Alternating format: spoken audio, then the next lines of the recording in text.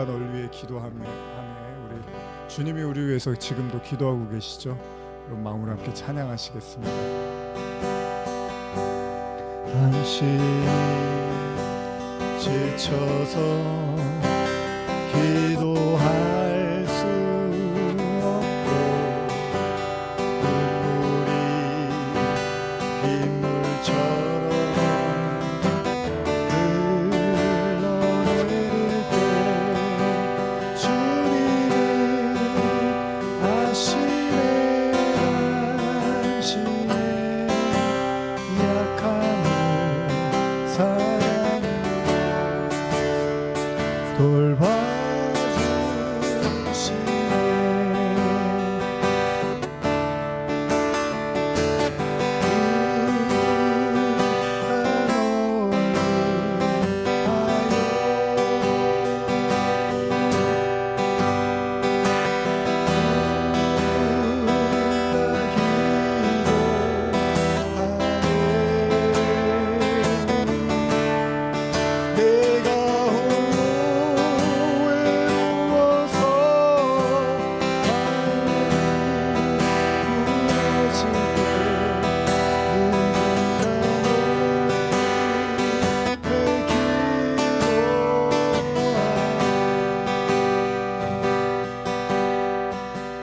당신은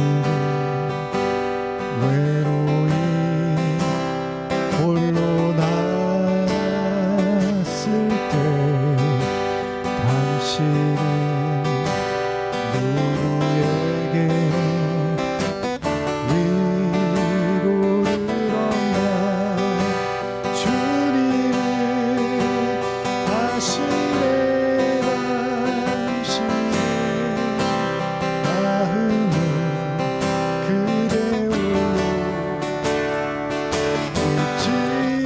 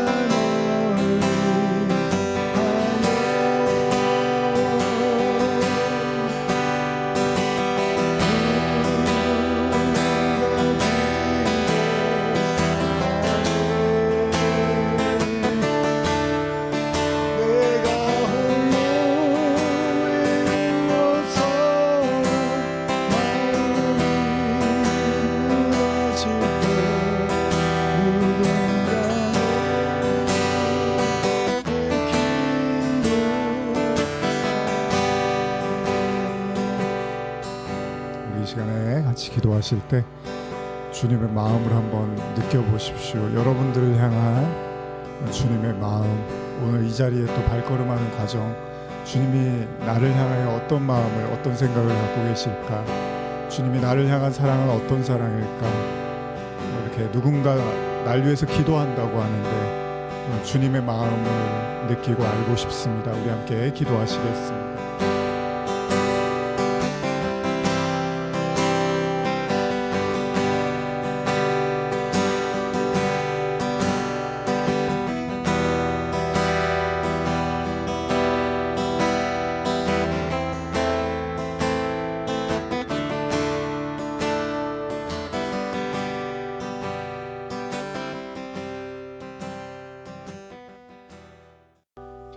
하나님 아버지, 오늘 요한계시록 강의 마지막 시간, 어느덧 1년 가까운 시간을 보냈고 계시록 마지막 말씀을 또 나누고자 합니다.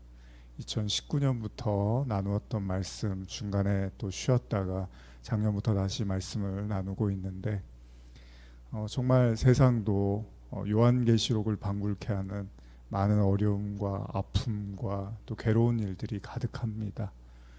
우리의 인생도 결코 평탄치 않고 또 이 세상살이도 쉽지 않고 또 우리 눈에 보여지는 많은 세상의 모습들도 때로는 암울하고 가슴 아플 따름입니다.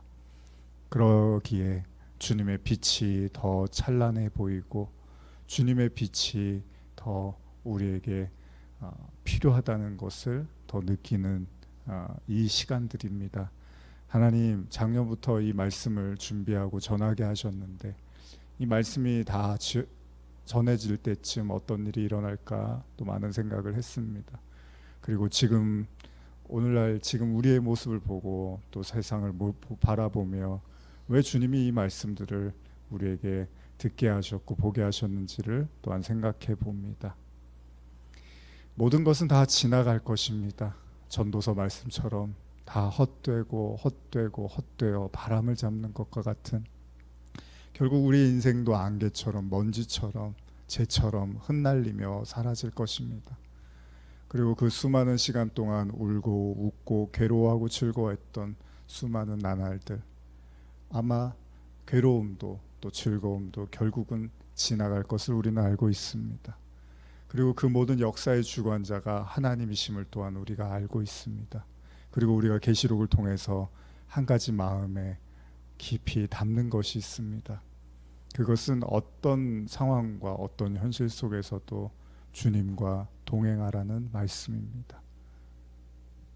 주님을 우리 마음에 모시고 세상이 기쁘던 슬프던 긍정적이던 부정적이던 주님과의 그 밀착한 관계를 포기하지 않고, 아니 포기하시지 않는 주님의 그 사랑을 언제나 느끼고 동행하라는 그 말씀을 계시록을 통하여 깊이 생각하게 됩니다.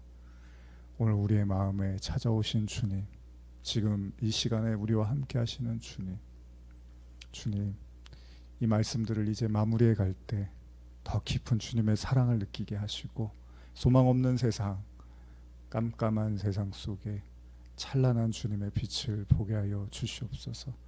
그래서 다시 희망을 갖고 소망을 품으며 믿음으로 살아갈 수 있는 은혜를 허락하여 주시옵소서. 감사드리며 예수님의 이름으로 기도합니다. 아멘.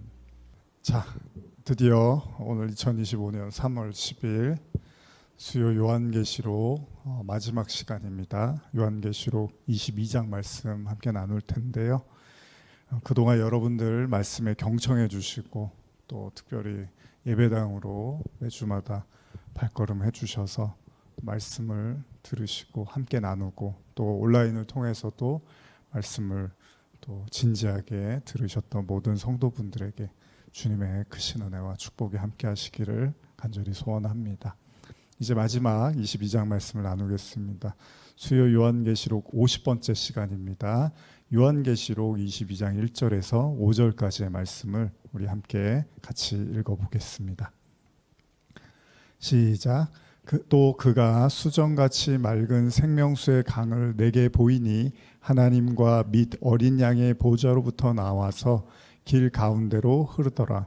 강 좌우에 생명나무가 있어 12가지 열매를 맺되 날마다 그 열매를 맺고 그 나무 잎사귀들은 만국을 치료하기 위하여 있더라. 다시 저주가 없으며 하나님과 그 어린 양의 보좌가 그 가운데에 있으리니 그의 종들이 그를 섬기며 그의 얼굴을 볼 터이요 그의 이름도 그들의 이마에 있으리라.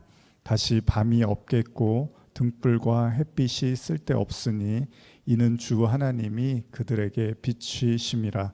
그들이 세세토록 왕노릇 하리로다. 아멘.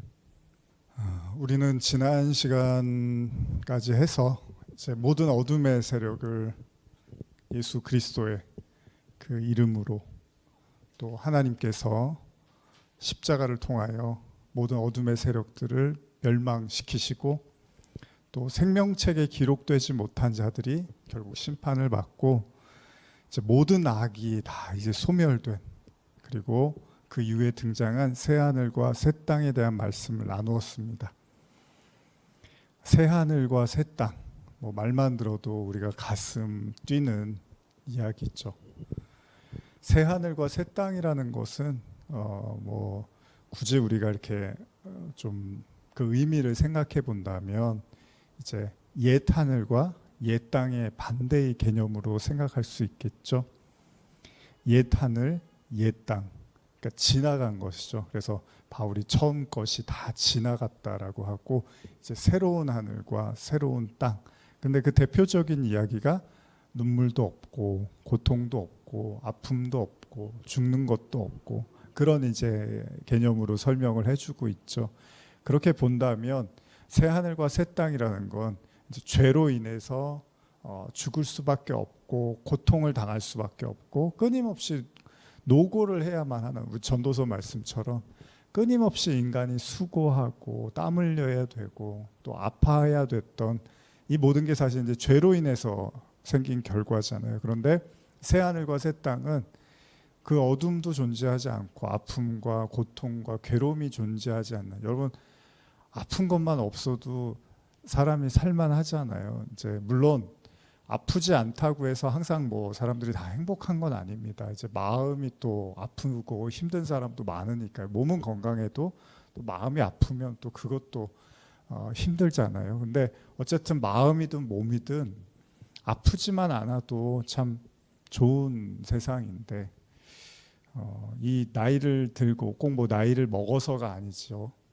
시간이 흐르면 이제 사람들이 여기저기 아프기 시작하고 또 그러다 보면 어떤 사람은 많이 아파서 빠른 나이에 또 많이 아프기도 하고 또 어떤 분들은 이제 나이가 한참 이제 드셔서 이제 자연스럽게 몸이 아프기도 한데 그렇게 이제 이 모든 것들이 결국은 이제 이 고통과 수고, 노고 이런 모든 옛 하늘과 옛 땅이 이제 아담과 하와로부터 시작됐던 이 원죄로부터 시작된 이 우리의 세상이잖아요. 이 땅의 세상인데 그 새 하늘과 새 땅이라는 것은 예수 그리스도의 은혜, 그 십자가의 보혈로 말미암아 이제 더 이상 죄로 인한 증상, 죄로 인한 고통을 받지 않아도 되는 이제 완전한 하나님의 은혜와 축복의 장소라고도 우리가 생각을 할 수 있겠죠. 모든 인간은 다 결국은 삶을 시작하면 죽음에 이르게 되죠. 이것은 뭐 예외가 없습니다. 아담과 하와 이후에 모든 인간에게 주어지는 운명이지만 그러나 그리스도인들은 예수 그리스도의 은혜로 말미암아 이제 생명이라는 걸 얻게 되죠. 물론 여기서 말하는 생명은 예수님을 믿어서 아프지 않고 고통이 없다라는 얘기는 아닙니다. 우리가 바울 이야기도 계속 나눴지만 너무 예수님을 잘 믿고 복음도 잘 전했지만 그가 너무 고통스러워서 3번의 기도를 했던 사단의 가시를 우리가 알잖아요. 그러니까 새 하늘과 새 땅이라는 건 물론 우리가 죽음 이후에 그 완전한 고통과 아픔이 없는 그 영원한 어떤 그 나라, 그 하나님의 나라를 생각하기도 하지만 이 땅에서도 우리가 비록 아프고 쇠해지고 또 죽음의 날이 가까운다 하더라도 우리 내면의 사람, 우리 영적 사람이라고 하죠. 내적 사람, 그리스도로 말미암아 또 우리 안에서 또 새로운 피조물로서의 삶을 또 이어가게 하시기도 한다는 거죠. 그래서 뭐 바울이 얼마나 고생을 많이 합니까? 죽을 뻔하기도 하고 매도 많이 많고 그렇게 또 아프기도 하고 그러나 바울의 내면에 이미 하나님께서 자리 잡고 계시고 그를 새로운 피조물로 이끄셨다라는 의미도 있죠. 그래서 우리는 새하늘과 새 땅을 단순히 죽음 이후의 시간과 공간으로만 이해할 것이 아니라 이 땅에 그 눈으로 봤을 때는 다 똑같아 보이고 뭐 믿는 사람이나 믿지 않는 사람이나 은혜를 받은 사람이나 그렇지 않은 사람이나 아무 차이가 없어 보인다 하더라도 여러분들 안에서 주님이 역사하고 말씀이 역사하는 사람들은 이미 주님께서 새로운 하나님의 피조물로서 그 주님과 함께 연합해서 죽고 부활한 자로서 그 은혜들을 공급하고 있음을 또한 나누었습니다. 그것도 어떤 의미에서는 이미 우리가 또 하나님의 나라로서의 삶을 살고 있다고도 했죠. 그래서 우리가 지난주에 그 예루살렘, 새 예루살렘에 대한 제가 말씀을 좀 나눴는데 조금만 더 짚어보고 계속 말씀을 이어가겠습니다. 계시록 21장 22절 23절 한번 읽어볼까요? 제가 중요하다고 지난주에 하면서 이제 말씀드렸던 구절인데 한 번 더 읽어보겠습니다. 시작. 성 안에서 내가 성전을 보지 못하였으니 이는 주 하나님 곧 전능하신 이와 및 어린 양이 그 성전이심이라. 그 성은 해나 달의 비춤이 쓸데없으니 이는 하나님의 영광이 비치고 어린 양이 그 등불이 되심이라. 요한에게 천사가 내가 그 신부를, 그리스도의 신부를 보여줄 거야 라고 말을 했는데 뭘 보여주죠? 어떤 신부가 나타날 줄 알았어요. 어떤 사람이 나타날 줄 알았는데, 혹은 어떤 여인이 나타날 줄 알았는데 갑자기 예루살렘 성을 계속해서 언급하고 묘사하는 장면이 나오죠. 새 예루살렘. 근데 그걸 신부라고 이제 천사가 요한에게 설명을 해주고 있죠. 그래서 우리가 그 내용들을 지난 시간에 나누면서 그 성전된 자들, 그리스도의 성령이 그 안에 계심으로 말미암아 성전된 자들 또한 바로 그리스도의 신부, 이 땅을 사는 현재의 개념에서 그리스도의 신부로서의 삶을 살고 있다라고 또 말을 나누었습니다. 성령이 우리 안에, 여러분들 안에 하나님이 계시단 말이에요. 그러면 바로 여러분들이 하나님의 임재의 장소, 처소, 더 구체적으로 말하면 뭐였죠? 그게 바로 지성소가 되는 거죠. 제가 사실 원고를 좀 이렇게 나누다 보니까 부연 설명이 좀 많이 모자른 부분들이 있어요. 제가 뭐 편집하면서도 이렇게 느끼는데, 여러분 이렇게 생각하시면 돼요. 제가 좀 쉽게 말씀드리면, 자, 하나님이 임재가 어디서 일어나냐 하면, 이제 다윗이나 솔로몬이 하나님의 거하실 처소를 짓겠다고 하고 이제 성전을 짓잖아요. 근데 다윗은 이제 못 짓고 솔로몬 때 그 성전을 이제 짓게 됩니다. 아마 7년 정도 시간이 걸렸던 걸로 알고 있어요. 성전을 이렇게 다 짓고 났는데 이제 하나님이 거기 거하시는 거잖아요. 임재. 근데 어디 거하신다고요? 지성소에 임재하신다 그랬죠. 자, 이게 구약의 개념에서 하나님이 임재하시는 장소예요. 물론 하나님은 무소부재니까 어디나 다 계셔요. 그런데 성경이 이제 상징적으로 묘사하는 거예요. 하나님은 어디나 계시죠. 그런데 이제 그 성막이 있기 전에는 모세가 시내산에 올라가서 하나님을 만났어요. 근데 아무나 올라갈 수 있었던 게 아니라 모세만 올라오라고 하시고 다른 사람들은 절대 올라오지 말라고, 올라오면 죽는다고 했어요. 너희가 나를 보면 죽는다고 하셨어요. 근데 모세만 올라오라고 하셨어요. 제가 이 부분에 대해서 예전 출애굽기 설교할 때 한번 자세하게 나누었었는데 이제 궁금하시면 또 찾아서 보시면 됩니다. 모세만 올라오고 하나님이 만나 주시고 거기서 이제 말씀을 주시죠. 십계명을 이렇게 주신단 말이죠. 그게 임재라는 거예요. 근데 그때는 누구만 만날 수 있었던 거예요? 모세만 만날 수 있었던 거예요. 그래서 하나님이 친히 이제 아신 자예요, 모세가. 그렇죠? 하나님을 이제 우리가 생각하는 그렇게 본 건지 어떻게 본 건지 모르지만 하나님을 봤단 말이에요, 모세가. 그래서 하나님이 친히 아신 자라는 거예요. 그리고 그 다음에 이제 성막이 만들어지면서 또 어디에 하나님이 임재하신다고요? 지성소에 임재하신다고 했고, 그게 이제 솔로몬 성전에서도 마찬가지예요. 무슨 얘기냐면 지성소가 갖고 있는 구약의 의미는 하나님의 임재의 장소라는 거예요. 그러니까 하나님이 모든 곳에 다 계시지만 하나님이 그러니까 공식적으로 말씀을 통해서 내가 임재하는 곳이 여기 지성소인데, 근데 그 지성소에 우리가 여러 차례 나눴죠. 누가 들어갈 수 있어요? 아무나 못 들어간단 말이에요. 누구만, 대제사장만 1년에 한 번 들어간단 말이에요. 대속죄일에만. 그것도 그냥 들어가는 게 아니에요. 이렇게 피를 뿌리면서 들어간단 말이에요, 제물에. 그리고 나서 또 들어갔다가 또 잘못되면 죽어서 나오기도 하고 그러는 곳이란 말이에요. 그 얘기가 뭐예요? 여러분들에게 제가 자꾸 왕같은 제사장, 거룩한 나라, 그 다음에 택하신 백성, 족속, 이런 얘기를 하는 게 거기에 들어갈 수 있는 사람들이 그런 사람이라는 거잖아요. 뭐 교회 다니면은 다 들어가는 게 아니에요. 그렇죠? 오늘날로 쉽게 말하면, 그때도 이스라엘 백성이면 다 들어갈 수 있어야 되는데 아니잖아요. 대제사장만 들어오라고 하잖아요. 마찬가지로 여러분들이 난 교회 다니고 예수 믿어, 그러니까 하나님의 임재 속으로 들어가. 물론 틀린 말은 아닌데 엄밀히 말하면 어떤 사람이요? 여러분들이 정말 하나님의 택하신 백성, 거룩한 나라, 왕같은 제사장의 의미를 깨닫고 그 그리스도의 피로서 완전히 씻긴 바 됐다라는 그것이 무엇인지를 마음속으로 믿어지고 고백되어질 때 거기가 하나님의 처소가 되는 거예요. 여러분들이 그래서 성전, 자꾸 제가 성전 하면은 그냥 그래 뭐 하나님이 계시지, 뭐 계셔? 안 계셔? 이제 이렇게 뭉뚱그려서 사람들이 생각할 수 있는데, 제가 말씀드리고 싶은 건 그 지성소에만 임재하시는 그 하나님인데, 그 하나님의 임재도 중요하지만 거기 어떻게 들어가냐는 거예요. 대제사장만 들어간다는 거죠. 그러니까 여러분들과 제가 그 대제사장, 왜 예수를 믿음으로 말미암아 우리가 제사장이 되었느냐, 왜 왕 같은 제사장이 됐는지를 정말로 깨닫고 고백하고 믿어지는 그 과정들을 통해서 하나님이 임재하시는구나라는 거. 이거 원래 하나님이 임재하시면 어떻게 해요? 죽는 거예요, 여러분과 제가. 원래는 대제사장 외에는 다 죽는 거예요. 모세 아닌 사람이 시내산 올라갔다가 다 죽는 거란 말이죠. 그런데 그리스도의 피의 의미, 그 십자가의 은혜 공로를 정말 여러분들이 마음으로 믿고 깨달아 갈 때, 야, 이거 원래 내가 죽어야 되는데, 하나님이 나한테 임하시면 내가 죽는 게 맞는데 내가 살아서 나오는구나. 이게 지성소의 의미라는 겁니다. 그래서 제가 이거를 너무 많이 강조하고, 오늘도 다시 이제 이 얘기를 또 하잖아요. 이제 계시록 끝났으니까 이제 이 얘기도 이제 잠시 동안은 이제 조용하겠지만, 또 요한복음 하면서 또 나오겠지만요.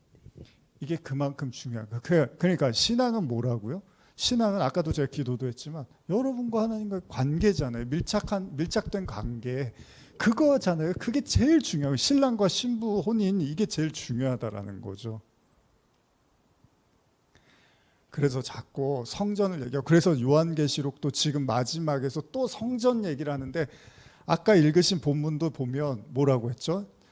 성 안에서, 자, 예루살렘 성을 신부로 묘사를 했어요. 자, 원래 신랑을 보여줘야 되는데 느닷없이 신부를 보여주는데 예루살렘 성을 묘사했는데, 성 안에 뭐가 있어야 돼요? 예루살렘 성이면 뭐가 있어야 돼요? 당연히 성전이 있어야 되잖아요. 근데 성전을 보지 못하였으니 이렇게 말을 한단 말이에요. 원래 성전이 있어야 되잖아요. 근데 그 성전의 내용이 뭐래요? 하나님 곧 전능하신 이와 어린 양이 그 성전이다라고 얘기를 한단 말이에요. 그러니까 성전이 건물이라든지 우리가 생각하는 뭐 구약에 나타난 성막이나 성전, 이런 어떤 건축물 모형을 생각할 수 있는데, 사실은 성전의 핵심은 하나님 그분이시라는 거예요. 그분이 성전이라는 거예요. 그분 예수 그리스도가 성전이라는 거예요. 그래서 그걸 23절에, 그래서 그 성은 해나 달의 비춤이 쓸데없대요. 만약에 이제 우리가 예수님이 너희 안에, 너희가 하나님의 나라는 너희 안에 있다고 할 때, 하나님이 우리 안에 계시면 우리가 성전이라며요. 근데 우리 안에서 하나님이 어떻게 하신다고요? 빛을 비추신다고 그러잖아요. 빛을, 그죠? 그러니까 예루살렘 성전에, 예루살렘이 있으면, 거기 성전이 있으면 성전이 빛이란 말이에요. 하나님이시니까. 그래서 그 빛이 예루살렘을 비추는데, 여러분들 안에 하나님이 계시면 여러분들을 빛으로 비추시는 거죠. 그래서 하나님의 사람, 하나님은 어둠이 조금도 없다라는 게, 이제 여러분들 안에 그 하나님의 빛이, 하나님이 계시면 여러분들을 비추신다는 거예요. 그래서 이거를요, 그 이사야 60장 1절 보시면 이렇게도 표현을 해요. 이거 한번 읽어볼까요? 이사야 60장 1절에서 3절입니다. 이사야 60장 1절에서 3절입니다. 시작. 일어나라, 빛을 발하라. 이는 내 빛이 이르렀고 여호와의 영광이 내 위에 임하였음이라. 보라, 어둠이 땅을 덮을 것이며 캄캄함이 만민을 가리우려니와. 자, 보세요. 어둠이 땅을 덮고 캄캄함이 만민을 가린대요. 그런데 오직 여호와께서 내 위에 임하실 것이며 그의 영광이 내 위에 나타나리니 나라들은 내 빛으로, 왕들은 비추는 내 광명으로 나오리라. 그렇죠? 예전에 제가 찬양 집회 가서 굉장히 은혜 받고 눈물을 흘렸던 기억이 있는데, 여러분, 우리는 빛을 생각할 때 해나 달 이런 걸 생각한단 말이에요. 그래서 해가 떨어지면 어두워지죠. 또 달이 없으면 더 깜깜해지잖아요. 이게 무슨 얘기를 하냐면, 이제 눈에 보이는 것을 의존함으로 말미암아 그 빛을 우리가 의지할 수밖에 없는데, 성경이 뭐라고 하냐면 하나님이 빛이라고 하는 거죠. 뭐 너무 많이 여러분들 들은 이야기잖아요. 하나님이 빛이라고 하는 거예요. 그러면서 이사야 말씀은 오직 여호와께서 내 위에 임하실 거라는 거예요. 세상은 깜깜하고 만민은 흑암 가운데 있는데, 그리스도 하나님이 함께하는 사람은 빛을 비춘다는 거예요. 빛을. 그걸 예수님 말씀하신 너희가 세상의 빛이다라고 말씀하시고, 요즘 제가 계시록 요한복음 나누면서도 많이 말씀드리잖아요. 근데 이 빛에 관한 이야기를 할 때 뭐라고 하시냐면, 계속해서 한번 19절에서 20절도 읽어볼까요? 이사야 19절에서 20절입니다. 시작. 다시는 낮의 해가 내 빛이 되지 아니하며 달도 내게 빛을 비추지 않을 것이요 오직 여호와가 내게 영원한 빛이 되며 내 하나님이 내 영광이 되리니 다시는 내 해가 지지 아니하며 내 달이 물러가지 아니할 것은 여호와가 내 영원한 빛이 되고 내 슬픔의 날이 끝날 것입니다. 성전에 들어가면 우리 성소 지성소 얘기할 때 떡상이 있고 또 촛대가 있잖아요. 그래서 항상 그 촛대에는 불이 이제 켜져 있는 거고 떡상엔 떡이 떨어지면 안 되는 거죠. 그러니까 양식이 있고 빛이 있단 말이죠. 여러분들 안에 하나님이 이렇게 빛으로 비추신다라는 게 제가 이걸 좀 예전에 굉장히 은혜를 받았던 말씀이기도 한데 다시 내가 낮의 해가 내 빛이 되지 않고 밤의 달도 내게 빛을 비추지 않는다는 건 무슨 얘기냐 하면 뭐 쉽게 설명하면 하나님이 여러분들의 모든 인생을 다 비추고 계시다는 거잖아요. 그래서 여러분들의 삶 속에 그러니까 여러분들이 이게 어둠이고 이게 빛이고 나는 왜 이렇게 어둠 속에 사는 것 같고 나는 왜 이렇게 깜깜함 속에서 헤매는 것 같고 이게 우리가 이런 생각을 하잖아요. 우리 삶에 이제 어려움이 찾아오면. 그런데 이 지금 성경의 말씀 뭐냐면 하나님이 여러분과 동행하시면 하나님이 계속 여러분들을 이렇게 비추고 계시다는 거잖아요. 근데 우리가 그게 안 믿어지죠. 왜냐하면 우리는 이렇게 해가 떨어지면 어둠이 오고 달이 뜨면은 밤이라고 생각을 하잖아요. 그런데 자꾸 계시록에서 뭐라 그러냐면 밤이 다시 없겠고 이런 얘기를 해요. 물론 이제 나중에 천국 가면 밤이 없나 봐. 이제 이렇게 생각하면 단순하겠지만 단순히 그런 의미만이 아니라 지금 저와 여러분들이 하나님이 우리와 함께 하심으로 말미암아 세상의 빛이라는 거잖아요. 그래서 예수님이 낮이 12시가 아니냐 그러면서 내가 있는 동안이 내가 세상의 빛이다라고 하신단 말이에요. 근데 예수님이 그런데 이제 떠나시면 다시 세상이 깜깜해지는 거잖아요. 근데 그때 누가 그 예수님의 빛, 그 하나님의 빛을 소유한 자들이 또 세상의 빛의 역할을 하는 거라는 거죠. 그러니까 여러분들이 이 말씀도 또 들으면은 그래 빛이지 뭐 좋지 근데 이제 이렇게만 생각할 게 아니라 빛의 역할이 뭡니까 여러분? 빛의 역할이 뭐죠? 어둠을 밝히는 거잖아요. 그쵸? 뭐 태양의 역할을 해서 뭐 갑자기 생각이 안 나네요. 그 광합성 작용 뭐 하고 이런 거 이제 물론 그런 것도 있지만 이제 지금 성경에서 말하는 빛의 역할은 뭐냐면 어둠을 이렇게 밝히는 거잖아요. 근데 두 가지 의미. 첫째는 우리가 말씀을 봐야 되는데 말씀이 무슨 의미인지를 몰라요. 그러니까 그 빛 하나님이 성령이 조명한다 그러죠. 조명이 뭐예요? 조명이 밝혀주는 거잖아요. 말씀의 뜻이 뭔지를 몰라요. 사도행전 보면은 이방인들이 말씀이 도대체 뭔지를 혼자 상고하다가 이제 그 뭐 제자들이나 주님의 사람들 만나고서 이렇게 해석을 해주고 이런 내용들이 나오잖아요. 빛을 비춘다는 게 그런 거예요, 여러분. 이 말씀이 도대체 무슨 뜻입니까? 이게 뭘 의미합니까를 모를 때 빛으로 그걸 이렇게 비춰주면서 알려주는 거죠. 그리고 또 하나는 우리가 이제 성탄절에도 나누었지만은 동방 박사들이 예수님의 탄생을 뭘 보고 걷죠? 별을 보고 이렇게 걸어가죠. 그때도 제가 이제 빛에 대한 말씀을 좀 나눴었는데 빛의 역할은 두 가지로 본다면 그 하나님의 말씀을 이렇게 비춰주는 거예요. 그게 무슨 얘기인지를 깨닫게 해주는 역할을 하고 또 하나는 별을 보고 동방 박사들이 걷듯이 그리스도 질과 진리와 생명이신 그리스도의 그 길을 걸어갈 수 있도록 밤에 여러분들 고속도로나 이제 운전해 보면 얼마 전에도 저도 이제 밤에 좀 운전을 많이 했었는데 좀 껌껌한 데가 있어요. 그런 데는 정말 운전하기가 좀 이렇게 조심스러워요. 또 차들도 빨리빨리 달리고 하니까 그럴 때는 정말 빛이 이렇게 필요하죠. 그러면 이제 그 라이트를 이제 켜는데 약간 상향등을 켠다 그러죠. 그래서 이렇게 좀 넓게 펴줘서 멀리 보게 해주는 거죠. 그러니까 어쨌든 빛이 있어야지 멀리 보고 가는 거잖아요. 그런 역할들을 해주는 거예요. 그러니까 여러분들이 빛이 된대. 근데 그게 뭐가 어쨌단 얘기야.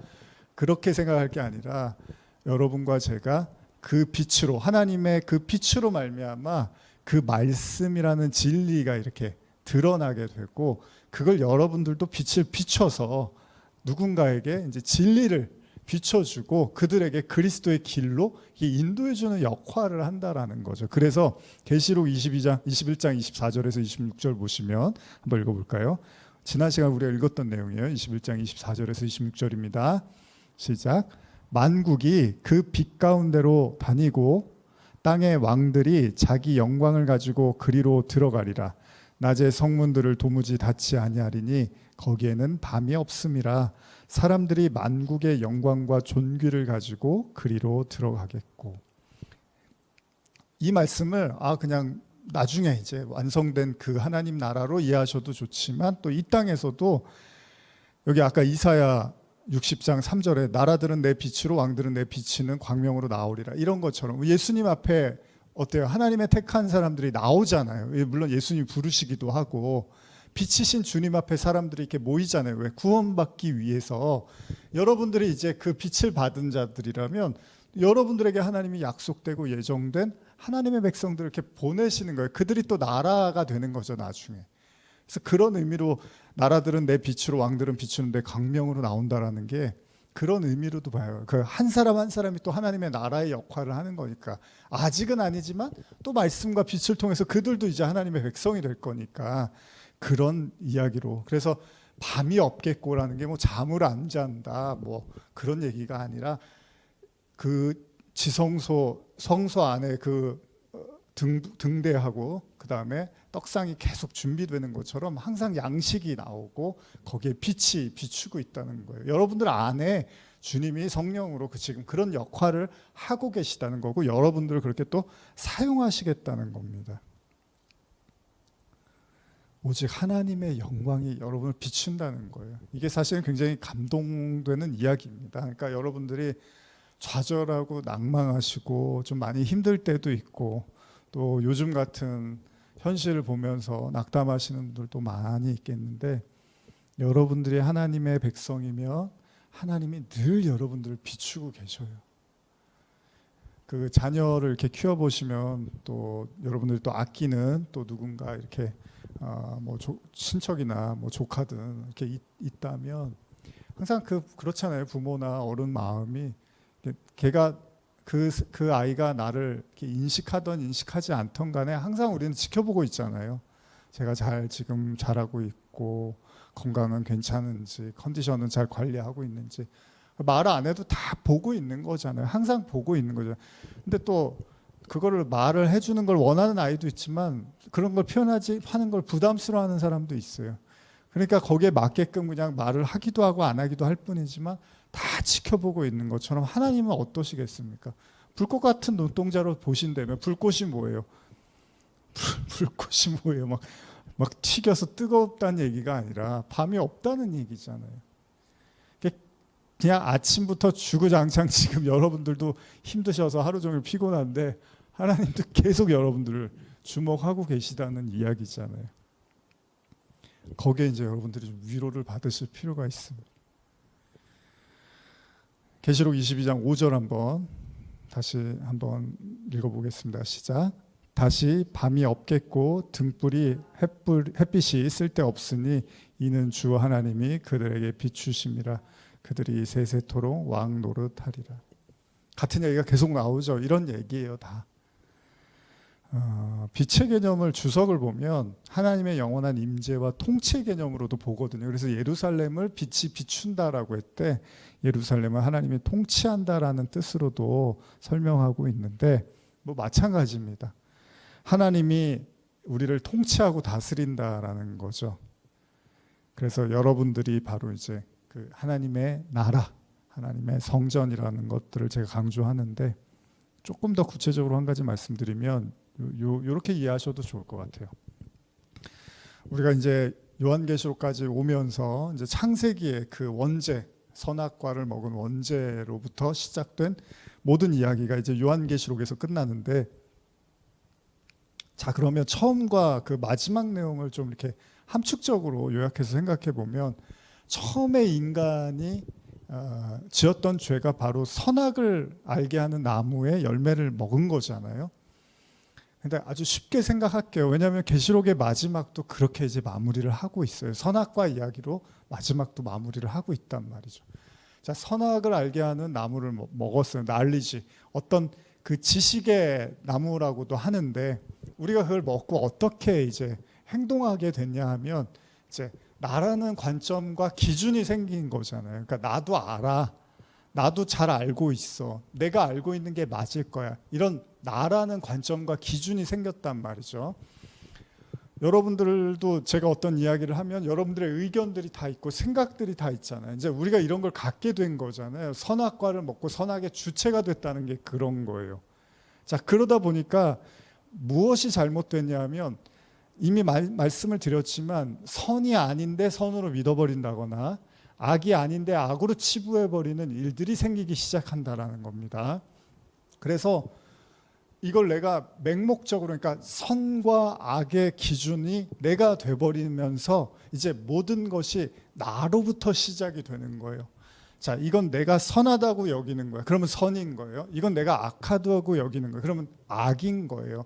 이제 이렇게 딱 갈려서 선악의 주체가 돼버린 거예요. 자, 그러면 선악의 주체가 이미 우리기 때문에 여러분 그 구약에 보면요, 하나님의 어떤 심판이라든지 이스라엘 향한 하나님의 심판이 임할 때 하나님이 많이 하신 말씀 중에 하나가 뭐냐면 나한테 묻지 않았다는 얘기를 굉장히 많이 하십니다. 오늘 제가 역대상 말씀 요즘 묵상하고 있는데 사울 왕의 죽음에 대해서 이제 나오거든요. 근데 사울 왕이 이제 죽잖아요. 전쟁에서 이제 죽는데 그 사울 왕의 죽음에 대해서 성경 하나님의 평가 중에 하나가 뭐냐면 그가 나에게 묻지 않고 소위 말하는 그 점쟁이들한테 가서 물었다라는 이야기가 그의 죽음의 내용 중에 하나였어요. 그러니까 하나님께서 왜 나한테 묻지 않았냐는 거예요. 근데 저도 여러분도 그렇지만 우리는 때때로 굉장히 많은 것들을 이렇게 걱정하고 염려할 때가 많잖아요. 근데 가끔 하나님이 저한테 그런 말씀을 하시는 것 같아요. 네가 걱정하는 건 알겠는데 너는 왜 나한테는 이렇게 묻질 않고 맡길 생각이 없냐? 뭐 이런 말씀. 물론 맡기거나 물어도 별로 하나님이 반응을 안 하셨잖아요. 뭐 이런 생각을 할 수도 있지만 그럼에도 불구하고 우리가 사실은 뭐 맡기고 묻는 것보다는 걱정하고 고민하는 쪽을 많이 택하잖아요. 그러면 왜 그러냐 하면 내가 너무 옳은 거예요. 내가 선하고 악한 걸 잘 구분할 수 있다고 믿는 거예요. 그러니까 나를 믿는 거죠. 그래서 선악과가 어떻게 보면 그 인간의 그 어떻게 보면 자아라든지 그 욕망을 잘 대변해주고 있는 것 같아요. 그래서 선악의 주체가 된다라는 건 내 생각대로 살아야 되고 내 의지대로 살아야 되고 내 지식대로 평가하고 판단하는 게 이제 너무나 익숙해져 버린 거죠. 그래서 아무리 말씀에서 아무리 얘기를 해줘도 이스라엘 백성들이 왜 우상 숭배를 하고 범죄를 합니까? 아무리 말씀을 줘도 내 생각이 더 맞는 거예요. 내가 생각하는 게 훨씬 더 옳고 그럴듯하다고 생각을 하는 거죠. 이제 이걸 우리가 뭐라고 하냐면 하나님이 주인이 아니라 내가 주인이 됐다는 거예요. 그러니까 여러분도 이거 잘 이해하셔야 되는 게 그 신약으로 넘어오면서 율법주의자들이나 유대인들의 죄를 논할 때 어떤 말씀을 하시냐면 이제 자기 의를 얘기한단 말이에요. 너희는 율법을 지켜서 자기 의를 챙기는구나라고 할 때 자, 자기 의가 뭡니까, 여러분? 자기가 의롭다고 여기는 마음을 자기 의라고 하는 거예요. 자기 의라는 건 없습니다. 뭐 의는 누가 판단하는 거예요? 하나님밖에는 의로움과 불의함을 판단할 수가 없어요, 성경에서. 근데 유대인들이 바리새인들이 내가 의롭다는 생각을 한 거잖아요. 왜? 내가 봤을 때 나는 이 정도의 율법을 지켰고 이 정도의 신앙생활을 했어. 이거면 나는 의로운 사람이 맞다라고 누가 판단한 거예요? 삼자가 한 게 아니에요. 내가 그렇게 믿어버린 거예요. 내가 그렇게 판단하고. 그 의로는 절대 구원을 못 받는다는 얘기잖아요. 그러면 어떤 의로 구원받는 거예요? 여러분들이 이렇게 흡족해하는 의는 절대 하나님의 의가 아니에요. 하나님의 의는 하나님이 의롭다고 해주는 의를 하나님의 의라고 하는데 우리가 이게 여러분 제가 이렇게 쉽게 말씀드리지만 여러분들이 이것 때문에 평생을 싸워야 될지도 몰라요. 지금 이 계시록의 결론도 사실 이런 얘기인 거거든요. 내가 의롭다고 생각하는 그게 없으면 불안해요, 사람은. 신앙생활하는데 그래도 내가 의롭다는 생각을 해야지 뭔가 내가 제대로 하고 있는 것 같고 마음이 편하잖아요. 그런데 예수님은 뭐라 그래요? 바리새인과 세리의 기도를 딱 듣더니 바리새인은 충분히 그 정도면 의로운 사람이 맞아요. 맞잖아요. 뭐 잘못했어요. 11조하고 구제하고 뭐 금식하고 뭐가 잘못됐어요. 그런데 예수님이 세리에게 왜 의롭다고 하시냐면 의라는 건 자기 평가가 아니라는 거예요. 의는 평가받을 만한 자격조차 없다라는 걸 인정한 사람한테 예수님이 은혜로 부여해 주시는 걸 의라고 하지, 내가 봤을 때 의롭다고 자기가 평가를 내리는 그 의는 절대로 구원받을 수 있는 의가 아니라는 거예요. 이 싸움을 계속 해나가는 거예요. 그러니까 나중에는 뭐라고 옛뱀, 용, 마귀 이런 얘기할 때 그 밖에 있는 어떤 무리들, 어떤 세력들 막 하다가 나중에는 뭐라고, 결국 그게 다 우리 안에 있었다며요. 그러면 우리 안에서 무슨 역할을 하는 거예요? 자꾸 우리 스스로를 의롭다고 치부하고 만들고 싶어 하는 거예요. 그리고 그게 없으면 불안한 거예요. 내가 나를 의롭다고 여겨줘야지, 그래야지 내가 신앙심이 있는 것 같고 구원받을 수 있다는 착각을 하게 만드는데, 그러면 요한복음 8장에서 가늠하다 현장에 붙잡힌 여인을 예수님이 그런 식으로 용서해 주면 안 되는 거예요. 율법대로 그대로 하셔야 되는 거예요. 그런데 뭘 설명해 주려고? 가늠해도 된다는 걸 보여주려고 한 게 아니라, 절대로 용서받을 수 없고 죽어 마땅한 여인임에도 불구하고 그가 용서를 구하고 죄를 고백하면 내가 의롭다고 해주는 게 용서야. 그래서 용서의는 낮아진 사람만이 받을 수 있는 거예요. 절대 높아진 사람한테는 의와 용서가 허용이 안 돼요. 저도 받을 수가 없어요. 그걸 내가 주인이 됐다고 하고, 하나님의 의, 여러분 하나님의 다스림, 통치, 주인 다 똑같은 얘기입니다. 그러니까 죄인의 자리에 있는다는 거, 뭐 죄를 지라는 얘기가 아니고 정말로 하나님의 의를 깨닫는 자, 그리고 하나님으로부터 주어진 의를 받아들이는 자만이 그 선악과로부터 벗어나게 되는 거죠. 그 싸움을 계시록에서 내내 하는 거예요. 그래서 바로가 계속 등장을 하잖아요. 바로와 같은 이야기들이 계속 등장을 하고, 그 바로의 굳은 마음, 강팍한 마음, 얼어있는 마음을 계속 심판을, 재앙을 보내면서 깨트리시는데 결국 바로도 마음을 굽히지를 못하잖아요. 출애굽기에. 그게 뭐냐면 죽어도 내가 옳다는 거예요. 죽어도 내가 맞다는 거예요. 죽어도 내가 믿는 게 확실하다는 거예요. 이거를 인간이 못 내려놓는다는 거예요. 그 의를 내려놓지 못하고 하나님의 의를 받을 수가 없다는 겁니다. 새하늘 새 땅은 뭐예요? 그런 의미에서 여러분들이 안심을 하셔야 돼요. 죄를 지시라는 얘기가 아니라 스스로 의롭다라고 생각하는 그 생각을 내려놓아야 되는 거죠. 그걸 못 내려놔요, 사실. 근데 거의 내려놓기 힘듭니다. 그게 자산이거든요. 그게 신앙의 이유고 목적이고 자산이 돼서 그 자존감 가지고 신앙생활을 해야 된다고 생각을 해요. 그게 율법주의자고 바리새인들이었어요. 그래서 예수님이 죄인들하고 세리들하고 어울려 다녔던 거예요. 그 사람들한테 예수님이 의롭다고 해줄 수가 있는데, 스스로 의로워진 사람한테는 용서와 의가 필요가 없게 된 거예요. 그러니까 자꾸 뭐 계시록을 이야기하면서 정세 얘기하고 뭐 미래 뭐가 어떻게 되고 그런 게 중요한 게 아니라, 이 자기의 바벨탑 같은 오늘날의 또 교회의 모습 얼마나 또 우리가 마음 아파하며 봅니까? 그 자기 의로부터의 싸움이고, 그게 바로 선악과의 문제였다는 거죠. 그래서 우리 요한복음 1장 1절 읽으면서 태초에 말씀이 계시니라, 이 말씀이 하나님과 함께 계셨으니 이 말씀은 곧 하나님이시라 하면서 1장 4절에 그 안에 생명이 있었으니 이 생명은 사람들의 빛이라, 이렇게 읽었었죠. 결국 이 빛이 우리의 어둠을 확 드러내는 거예요. 여러분들 안에 하나님의 진리, 말씀, 빛이 들어가면 확 조명하는 거예요. 바로 뭘 조명해요? 우리가 선악과를 먹고 지독한 자기의, 자기에 취해서 자기만 오로지 붙잡고 살고 있는 가냘픈 어떻게 보면 가엾은 존재라는 걸 보여주는 거죠.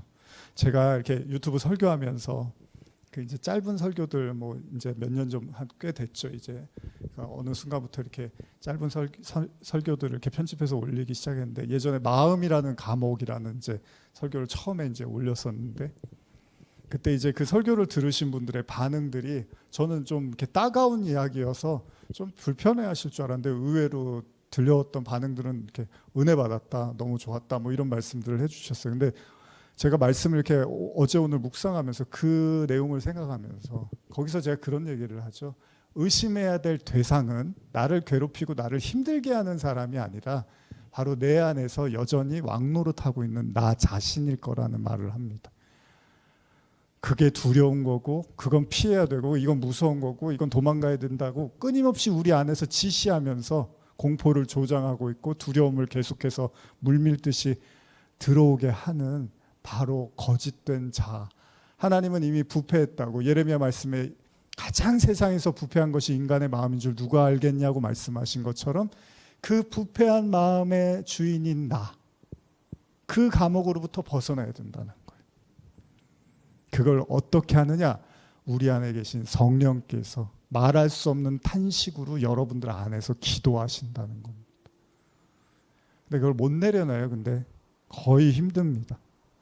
그 하나님의 은혜가 아니고, 왜? 내 의가 있어야지 이게 뭔가 내가 구원받을 수 있다는 생각을 못 버려요, 인간은. 그러나 괜찮습니다. 여러분들이 하나님의 사람이라면 여러분들 안에서 아주 열심히 주님이 그 작업을 하실 거예요. 여러분들의 환경과 상황과 사람과 만남을 통해서 열심히 여러분들의 주인이 여러분 자신이 아니라, 선악과목은 우리 자아가 아니라 하나님의 말씀이고 그리스도라는 걸 계속. 그래서 뭐라 그래요, 바울이? 이전 것은 지나갔다는 게 그런 얘기예요. 선악과목은 나는 죽었고 은혜의 그리스도가 살았다. 그게 다 그런 얘기입니다. 율법의 남편이 죽고 은혜의 신랑 성령으로 살았다. 다 그런 얘기입니다. 그래서 베드로전서 2장 9절 제가 읽어드릴게요. 너희는 택하신 족속이요 왕같은 제사장이요 거룩한 나라요 그의 소유가 된 백성이니 이는 너희를 어두운 데서 불러내어 그 기이한 빛으로 들어가게 하신 이의 아름다운 덕을 선포하게 하려 하심이라. 아시겠죠? 왜 이런 말씀을 하는지. 그러니까 우리는 다 어둠에 있는데 그 하나님께서 우리를 택하신 족속, 제사장, 거룩한 나라로 부르셔서 그 빛으로 우리를 이끄신다니까요.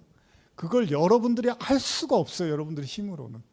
근데 여러분들 안에서 말씀의 진리가 이렇게 여러분들 듣는 말씀을 통해서 꾸준히 주님이 여러분들을 빛으로 밀고 계시다는 거예요. 그래서 나중에 어디까지 들어가는 거예요? 지성소까지 들어가게 하는 거예요. 원래 겁나서 죽을까 봐 들어가지도 못하는 그 하나님의 임재 속에 그냥 여러분들 넣어버린다니까요. 그렇게 되면 어떻게 됩니까? 예수님이 그러죠. 함부로 남을 판단하고 비판하지 말라 그러잖아요. 자기 그 들보는 보지 못하고 남의 티는 보냐고 하잖아요. 인간이 티 없는 인간이 어디 있습니까? 다 들보 같은 티를 다 가지고 있잖아요. 그런데 그리스도의 그 지성소, 하나님의 지성소에서 살아남은 자들은 뭐만 보는 거예요? 그 사람의 됨됨이나 성격이나 인격이나 지식이나 가정 환경이나 가지고 있는 뭐 지식이나 뭐 재산을 보는 게 아니라, 여러분과 제가 진짜로 그리스도 안에서 거듭나면 그 사람 안에 있는 눈꽃만큼이라도 있는 믿음이 있으면 그 믿음만 본다는 거예요. 예수님이 그러잖아요. 성경이 말씀하시죠. 나는 너희 안에 있는 그 피만 본다는 거예요. 유월절 어린 양이 그거잖아요. 원래 심판받아야 되는데 뭐만 봐요?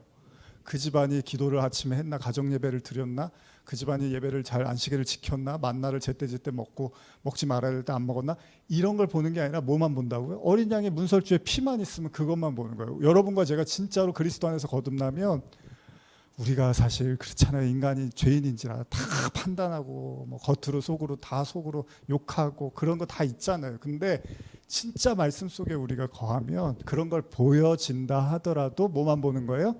믿음만 보는 거예요. 그 사람이, 여러분, 아브라함이 처음 그 가나안 땅을 향해서 걸어가고 믿음의 출발을 할 때 하나님 뭐라 그러십니까? 그의 믿음을 의로 여기셨다고 하잖아요. 무슨 믿음이 있었어요, 아브라함이? 나중에 보면 믿음 없는 모습만 더 보여주는데 하나님은 그것만 본다니까요. 그 사람이 하나님의 의, 그 사람이 그 믿음 작더라도. 근데 여러분 예수님이요 그렇게 해서 제자들 부르셨잖아요. 근데 가룟 유다는 어땠어요? 마지막까지 그 기대에 부응했나요? 못했나요? 못했죠. 그럼 무슨 얘기예요? 아, 예수님이 그래도 조금이라도 마지막 가능성이 있어서 부르신 게 아니라 가능성이 없는데도 부르셨다는 거잖아요. 그걸 뭐라 그래요? 원수 사랑이라고 하는 거예요. 이미 가능성이 없는데도 예수님은 끝까지 사랑하셨단 말이에요. 그래서 원수 사랑이 예수님이 하시는 말씀인 거예요. 성도도 마찬가지입니다. 설령 그 믿음이 눈에 보이지 않는다 하더라도 그래도 사랑하라는 게 하나님 말씀하시는 원수 사랑의 의미잖아요. 그래서 베드로가 물고기를 밤새 한 마리도 못 잡아요. 예수님을 부인하고 이제 투덜투덜 이제 제자들하고 배를 타면서 그물을 던지는데 하나도 못 잡는데 예수님 만나고 어떻게 해요? 153마리를 이렇게 건지죠. 그게 그런 얘기예요. 이제 진짜 그물을 던지는, 그래서 물고기를 잡는, 사람을 낚는 어부가 됐다는 걸 보여주는 거거든요. 저하고 여러분도 마찬가지입니다. 그 하나님의 은혜, 그 새하늘과 새 땅에 그 하나님의 그 찬란한 빛, 그것이 또 지금 이 순간 우리 안에서 주님이 빛으로 역사하신다면, 외부적인 것을 보는 게 아니라, 그 사람의 외형적인 걸 보는 게 아니라 그 사람 안에 있는 그 믿음만 보는 거예요. 아니 지금은 눈에 보이지 않는 눈꽃만한 믿음이어도 그래도 그 가능성을 바라보고 나아가는 거죠. 그게 사랑이라고 하시는 겁니다. 계시록 22장 16절 한번 읽어볼까요? 22장 16절입니다. 시작. 나 예수는 교회들을 위하여 내 사자를 보내어 이것들을 너희에게 증언하게 하였노라. 나는 다윗의 뿌리오 자손이니 곧 광명한 새벽별이라 하시더라. 이제 새벽별에 대한 이야기 나눴죠. 아까 우리 빛에 대한 이야기 나눴으니까 다 이제 그 통한다고 보시면 되겠죠. 별도 빛이니까. 요즘 제가 이렇게 밤하늘 이렇게 잘 쳐다보는데 하늘에 달도 보고 별도 있고 요새 저희 동네에 이렇게 별이 많이 뜨길래 뭔 별이 이렇게 떴나 그러면서 신기해서 이렇게 자주 쳐다보는데, 예수가 뭐라고 하냐면 자기는 다윗의 뿌리고 광명한 새벽별이라고 이야기를 합니다. 근데 제가 예전에도 말씀 나눴고 중요하다고 해서 반복하고 있는데 베드로후서 1장 17절에서 19절 한번 찾아볼까요? 자, 한번 찾으셨으면 읽어보겠습니다. 시작. 지극히 큰 영광 중에서 이런 소리가 그에게 나기를 이는 내 사랑하는 아들이요 내 기뻐하는 자라 하실 때 그가 하나님 아버지께 존귀와 영광을 받으셨느니라. 이 소리는 우리가 그와 함께 거룩한 산에 있을 때 하늘로부터 난 것들을 들은 것이라. 또 우리에게는 더 확실한 예언이 있어 어두운 데를 비추는 등불과 같으니 날이 새어 샛별이 너희 마음에 떠오르기까지 너희가 이것을 주의하는 것이 옳으니라. 베드로가 말하죠. 제가 강조하는 구절이죠. 우리에게 확실한 예언이 있어 어두운 데를 비추는 등불과 같이 날이 새어 샛별이 어디에 떠오른다고요? 너희 마음에 떠오르기까지. 제가 지금 드리는 말씀을 여러분들이 형이상학적인 이야기로 들으시면 안 되는 거예요. 철학 얘기하는 게 아니에요. 제가 실제를 얘기하는 거예요. 그리스도가 여러분들 안에서 빛으로 떠오른다는 거예요. 별로.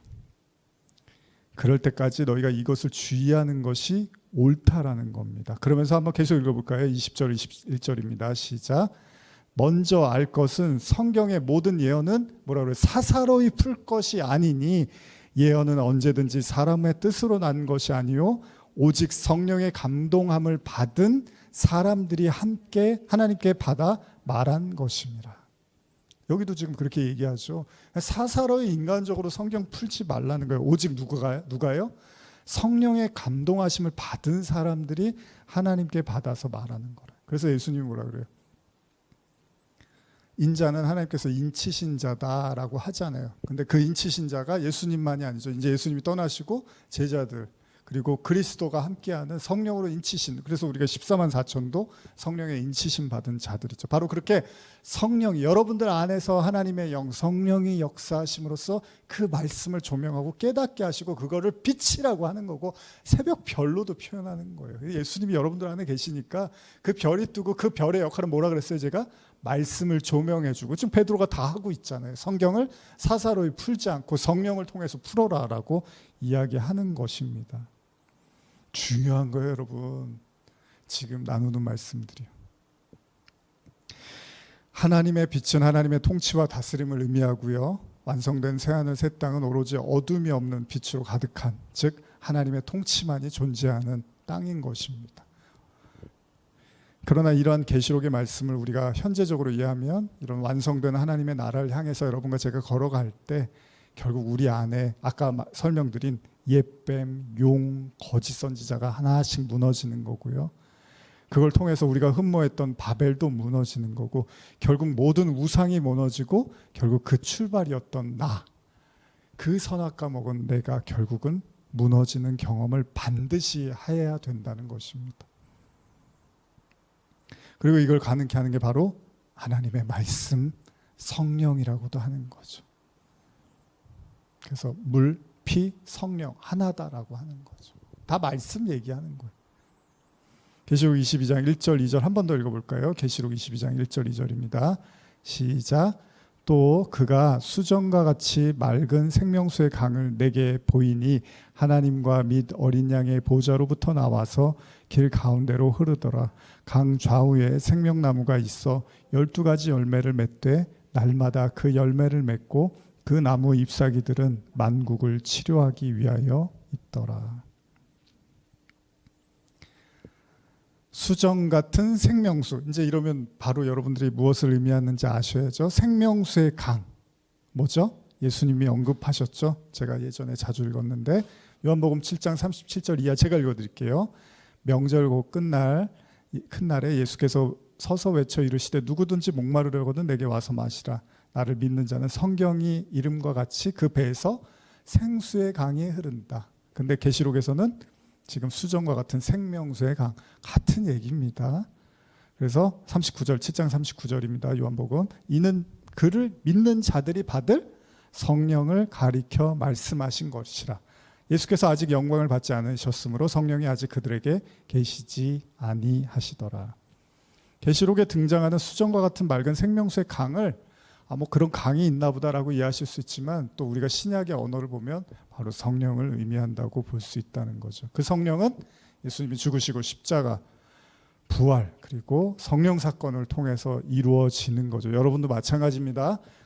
회개하고 그리스도와 함께 죽고 부활하고 그 성령으로 여러분들에게 하나님이 임하신다는 거예요. 그리스도와 함께 연합한 자들이 얻게 되는 축복이라는 겁니다. 그리고 이 생수의 강은요, 에스겔에서도 똑같이 언급을, 거의 흡사하게 언급을 하고 있어요. 에스겔도 한번 찾아볼까요? 에스겔서 47장 1절에서 2절입니다. 좀 내용이 있어서 제가 조금 빠르게 진행을 하겠습니다. 에스겔서 47장 1절에서 2절입니다. 시작. 그가 나를 데리고 성전 문에 이르시니 성전의 앞면이 동쪽을 향하였는데 그 문지방 밑에서 물이 나와 동쪽으로 흐르다가 성전 오른쪽 제단 남쪽으로 흘러내리더라. 그가 또 나를 데리고 북문으로 나가서 바깥길로 꺾여 동쪽을 향한 바깥문에 이르시기를 본즉 그 물이 그 오른쪽에서 스며 나오더라. 지금 여기서도 성전에서 물이 나오죠. 그렇죠? 근데 계시록 22장 2절처럼 길 가운데로 흐르고 길 좌우에는 또 생명나무가 존재하고 12가지 열매를 맺으며 그 나무 잎사귀는 만국을 치료하고 있다라는 이야기가 이제 22장에 있는데, 지금 읽으신 에스겔 47장 1절 2절에서는 그런 내용은 없어요. 뭐 생명나무나 이런 내용은 없는데, 그런데 에스겔 성전의 환상에 가만히 보면 7절 이하를 한번 보시면요, 47장 7절에서 12절을 보시면 한번 이제 지금 읽은 그 계시록의 본문과 한번 연관시켜서 읽어보세요. 시작. 내가 돌아가니 광 좌우편에 나무가 심이 많더라. 뭐 나무가 있대요. 그가 내게 이르시되 이 물이 동쪽으로 향하여 흘러 아라바로 내려가서 바다에 이르리니 이 흘러내리는 물로 그 바다의 물이 되살아나리라. 이 강물이 흐르는 곳마다 번성하는 모든 생물이 살고 또 고기가 심이 많으리니 이 물이 흘러 들어가므로 바닷물이 되살아나겠고 이 강이 이르는 각처에 모든 것이 살 것이며 또 이 강가에 어부가 설 것이니 엔게디에서부터 에네글라임까지 금을 치는 곳이 될 것이라.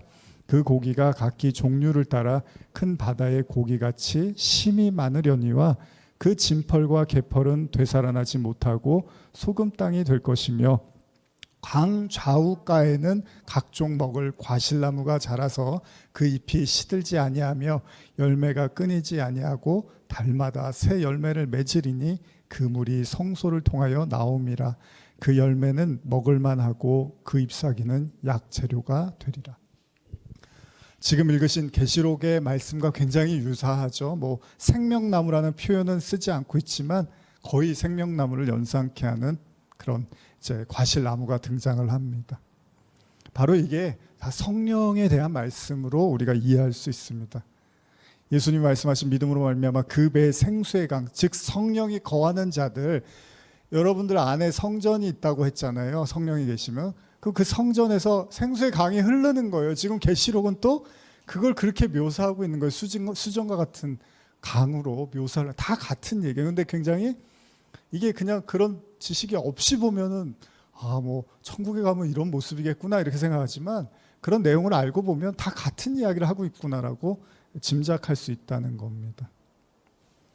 하나님이 그렇게 성령이 함께 하시는 자, 계시록의 언어는 하나님의 인치심을 받은 자들을 통해서 생명나무를 또 열매를 맺게 하신다는 거예요. 예수님이 먼저 맺으셨던 그 열매를 우리를 통해서 맺고, 여기 보면 12가지 열매를 맺는다는 말을 하잖아요. 이미 12는 뭐라 그랬죠? 하나님의 아들 자녀라고 했단 말이에요. 그러니까 우리를 통해서 빛이 우리 안에 들어오고 그 하나님의 성전된 자들에게 그 성령의 그 말씀이 흐름으로 통해서 여러분과 저를 통해서 그 하나님의 자녀들을 또 구원하고 회복시키고 생명으로 이끄신다는 별과 같은 역할을 하시는 거예요. 다니엘서 말씀처럼 옳은 길로 인도하는 거예요. 별들처럼요. 그리고 이게 이제 창세기에 등장을 하죠. 창세기에 사실 1장 2절에 그 혼돈과 공허와 흑암을 이야기하면서 하나님의 영이 수면 위를 운행한다고 할 때 이제 하나님의 영이 이미 등장을 하고, 그리고 좀 더 구체적으로는 창세기 2장 8절에서 10절에 이제 나타나는 거죠. 이것도 한번 읽어보겠습니다. 창세기 2장 8절에서 10절입니다.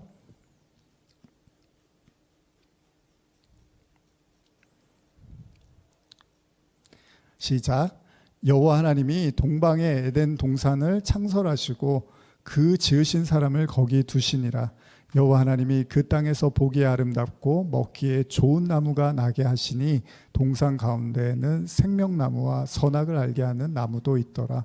강이 에덴에서 흘러나와 동산을 적시고 거기서부터 갈라져 내 근원이 되었으니.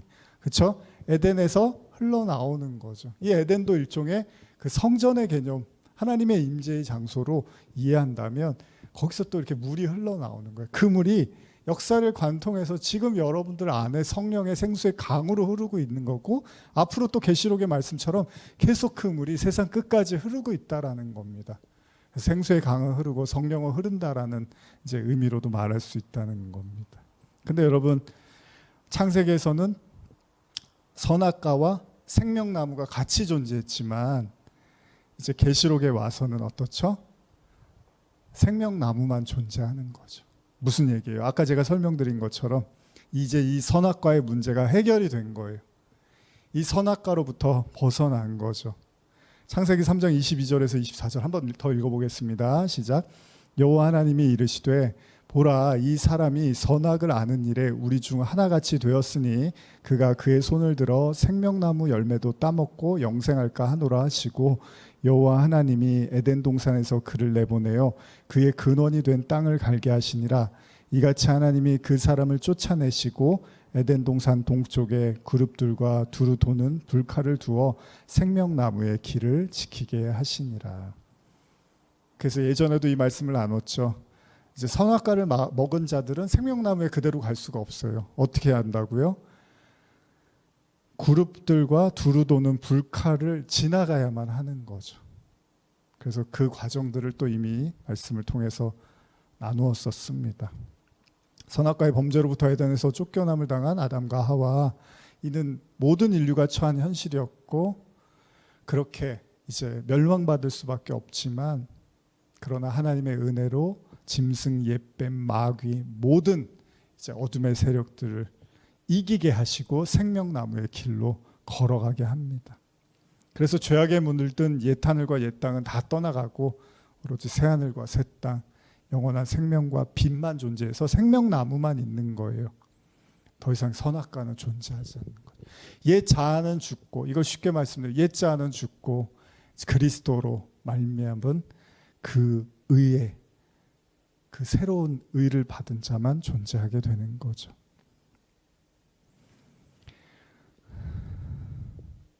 계속해서 한번 22장 6절에서 12절 한번 저하고 교독해 보시겠습니다.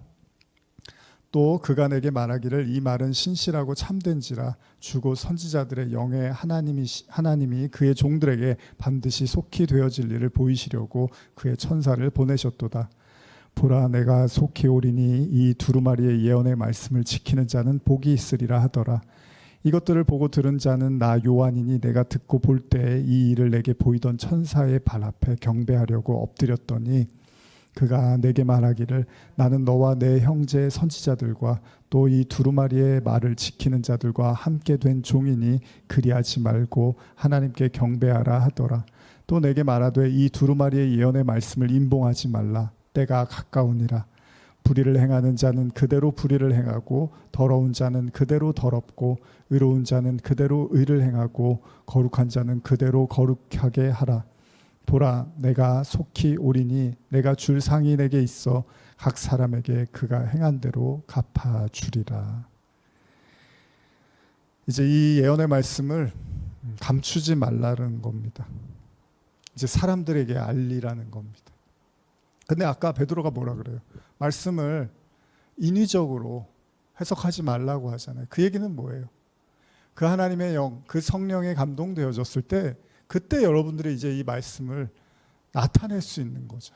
하나님의 그 조명된 말씀을 통해서 인위적으로 인간적인 생각으로 말씀을 전하는 게 아니라 여러분과 제가 하나님의 성령에 감동되었을 때 이제 그때는 이 말씀들을 드러내야 되는 거죠. 그런 역할이 있는 거죠. 13절에서 15절 계속 읽어보겠습니다. 시작. 나는 알파와 오메가요 처음과 마지막이요 시작과 마침이라. 자기 두루마기를 빠는 자들은 복이 있으니 이는 그들이 생명나무에 나아가며 문들을 통하여 성에 들어갈 권세를 받으려 함이로다. 개들과 점술가들과 음행하는 자들과 살인자들과 우상숭배자들과 및 거짓말을 좋아하며 지원하는 자는 다 성 밖에 있으리라. 여기 중요한 말씀이 이제 두루마기를 빠는 자들이 복이 있다라는 말씀이 나오죠. 뭐 이렇게 제가 다 하나씩 이렇게 말씀을 나누기는 좀 어려울 것 같고 이미 우리가 다 나눴던 말씀이죠. 두루마기가 뭐죠? 성령의 두루마기. 그러니까 그리스도로 옷 입었다라는 거죠. 그래서 갈라디아서 3장 26절 27절 보시면 너희가 다 믿음으로 말미암아 그리스도 예수 안에서 하나님의 아들이 되었으니 누구든지 그리스도와 합하기 위하여 세례를 받는 자는 그리스도로 옷 입었느니라. 이제 이 사람들이 성으로 들어갈 수 있는 자들이라는 거예요. 다 같은 얘기죠. 뭐. 여러분과 제가 오로지 예수 그리스도의 은혜만, 공로만, 보혈만 의지하면 그들이 바로 성에 나갈 수 있는 권세를 얻은 자들이라는 겁니다. 바울이 뭐라 그럽니까? 성령으로 시작했다가 율법으로 마치려고 하느냐 이런 이야기를 하는 것처럼 성도는요 은혜로 하나님의 말씀을 은혜로 시간이 지날수록 나이를 먹을수록 오로지 하나님의 100%의 은혜로 구원받는 거구나라는 걸 깨달아가는 거죠. 그런데 나중에 그게 성령으로 은혜로 시작했다가 율법으로 마치면 큰일 나는 겁니다. 자, 계속 22장 16절 17절 읽어보겠습니다. 시작. 나 예수는 교회들을 위하여 내 사자들을 보내어 이것들을 너희에게 증언하게 하였노라. 나는 다윗의 뿌리요 자손이니 곧 광명한 새벽별이라 하시더라. 성령과 신부가 말씀하시기를 오라 하시는도다. 듣는 자도 오라 할 것이요 목마른 자도 올 것이요 또 원하는 자는 값없이 생명수를 받으라 하시더라. 여러분 여기서 이제 제일 중요한 단어 중에 하나가 뭐냐면 성령과 신부입니다. 이게 만약에 천국에서 일어나는 일이면 뭐 성령과 신부가 뭘 오라고 합니까? 천국에서 이미 다 잘 지내고 있는데 그런 얘기가 아니라 성령이 거하는 자, 성령이 함께하는 자, 그들이 신부래매요. 그래서 이걸 총체적으로 이렇게 정리를 해보면 바로 이들이 성령 곧 신부라는 거예요. 그리스도의 성령으로 옷 입은, 그리스도로 옷 입은 성전이 된 바로 그리스도의 신부, 그들이 증거하는 거예요. 뭘 증거하는 거예요? 오라는 거예요. 목마른 자도 오고 원하는 자도 오고 값없이 생명수를 주겠다고 하는 거죠. 지난 주일날 잠깐 나눴죠. 공짜에 대해서. 그러니까 성령이 함께하는 자들이 신부이고 그들이 이런 말씀들을 공짜 값없이 영원한 선물, 구원, 생명수를 받으라고 외친다는 거예요. 여기 보면 뭐라 그래요? 이들이 말씀하시기를 값없이 생명수를 받으라 이렇게 하잖아요. 생명수가 뭐예요? 성령이잖아요. 생수잖아요. 그러니까 그런 외침을 하는 거예요. 그래서 예수님도 제자들에게 부활하시고 뭐라 그래요? 성령을 받아라 그러신다고요. 한숨을 내쉬고 성령을 받아라. 지금 여기도 그렇게 나와 있네요. 성령과 신부, 그러니까 성령으로 말미암아 그리스도의 신부된 자들은 값없이 생명수를 받으라는 거예요. 누구에게요? 목마른 자들에게. 의에 주르고 목이 마르고 그런 자들에게 공짜로 생명수를 받으라고 외치라고 말씀하신다는 겁니다. 그래서 지금 이렇게 우리가 50번의 시간을 통해서 결국은 바로 하나님의 영, 하나님의 성령에 대해서도 우리가 깊이 있게 나누었던 이유인 거죠. 자, 이제 18절에서 21절 이제 마지막 구절 읽으면서 이제 마무리를 해보려고 합니다. 자, 우리 18절에서 21절 읽겠습니다. 시작. 내가 이 두루마리의 예언의 말씀을 듣는 모든 사람에게 증언하노니 만일 누구든지 이것들 외에 더하면 하나님이 이 두루마리에 기록된 재앙들을 그에게 더하실 것이요 만일 누구든지 이 두루마리의 예언의 말씀에서 제하여 버리면 하나님이 이 두루마리 기록된 생명나무와 및 거룩한 성의 참여함을 제하여 버리시리라. 이것들을 증언하신 이가 이르시되 내가 진실로 속히 오리라 하시거늘 아멘. 주 예수여 오시옵소서. 주 예수의 은혜가 모든 자들에게 있을지어다. 아멘. 말씀은 있는 그대로 보아야 합니다. 재미가 있던 재미가 없던, 흥미가 있던 흥미가 없던 말씀의 역할은 생명이니까요. 여러분들에게 영생과 생명을 주기 때문에 우리는 말씀을 더해서도 빼서도 안 되고 하나님이 조명해 주신 그 성령을 통해서 있는 그대로의 말씀을 보려고 애써야 합니다. 이제 여러분들이 이 말씀을 통해서 진리를 통하여 점점 생명나무와 거룩한 성을 향하여 또 새하늘 새 땅을 향해서 우리는 이 땅을 향하여 인내하며 걸어가고 있습니다. 이 모든 것들은 진실이고 사실입니다. 여러분들 마음속에 간절한 외침이 있을 겁니다. 아멘 아멘 주 예수여 어서 오시옵소서. 이미 여러분들 안에 거하시지만 여러분들 안에 더 선명하고 명확하게 그 주님이 나타나기를, 성전으로 하나님 나라로 드러나기를 아마 여러분들이 간절히 외치시고 울부짖을 줄 압니다. 그렇게 주님을 기다리는 모든 자들에게 주님의 임재와 구원하심이 넘치시기를 간절히 축복하면서 마지막으로 골로새서 1장 26절 27절 이 말씀으로 요한계시록을 요약하며 마치고 싶습니다. 이미 여러 차례 우리가 계시록 중간중간마다 읽었던 말씀인데 이 말씀으로 이제 오늘 모든 요한계시록 시간을 마무리하고자 합니다. 골로새서 1장 26절 27절 읽겠습니다. 시작. 이 비밀은 만세와 만대로부터 감추어졌던 것인데 이제는 그의 성도들에게 나타났고 하나님이 그들로 하여금 이 비밀의 영광이 이방인 가운데 얼마나 풍성한지를 알게 하려 하심이라. 이 비밀은 너희 안에 계신 그리스도시니 곧 영광의 소망이니라. 아멘. 이 말씀이 여러분들 안에서 살아서 역사하시기를 이 설교를 듣는 모든 성도님들에게 축복합니다. 기도하시겠습니다. 하나님 아버지, 지난 50번의 요한계시록 설교를 또 할 수 있도록 은혜 주시고 인도하여 주셔서 감사합니다. 오직 주의 은혜만, 오직 그리스도의 은혜만 이 말씀을 듣는 모든 성도들에게 그 살아계신 주의 그 성령의 그 하나님의 진리의 생수가 우리 성도들 마음속에 충만하게 흐르기를 간절히 소원하며 축복하며 예수님의 이름으로 기도합니다. 아멘. 우리 오늘 마지막 이제 시간인데 우리 찬송가 한 곡 부르고 축도로 제가 마쳤으면 좋겠습니다. 내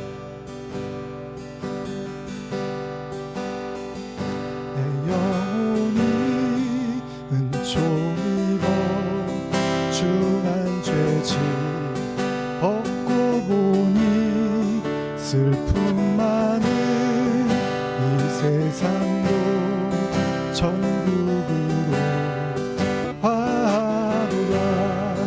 할렐루야 찬양하세. 내 모든 죄 사함받고 주 예수와 동행하니 그 어디나 하늘나라. 주의 얼굴 뵙기 전에 멀리 뵈던 하늘나라. 내 마음속에 이루어지니 날로 가깝도다. 할렐루야 찬양하세. 내 모든 죄 사함받고 주 예수와 동행하니 그 어디나 하늘나라. 높은 산이 거친 들이 조막이나 궁궐이나 내 주 예수 모시 그 어디나 하늘나라. 할렐루야 찬양하세. 내 모든 죄 사함받고 주 예수와 동행하니 그 어디나 하늘나라. 주 예수와 동행하니 그 어디나 하늘나라. 주 예수와 동행하니 그 어디나 하늘나라. 지금 우리 주 예수 그리스도의 은혜와 하나님 아버지의 사랑과 성령의 교통하심이 특별히 요한계시록 설교 말씀을 매주마다 또 자리하며 경청하고 또 온라인을 통해서 말씀을 들었던, 그러면서 정말 하나님 나라를 꿈꾸고 사모하고 우리 안에 성령을 목말라하고 구하고 또 가슴을 찢어가며 회개하고 돌아봤던, 그렇게 그 새하늘 새 땅을 바라보며 하나님 나라를 사모하며 기도하고 고개 숙인 모든 성도들 머리 위에 지금부터 영원히 함께 있을지어다. 아멘.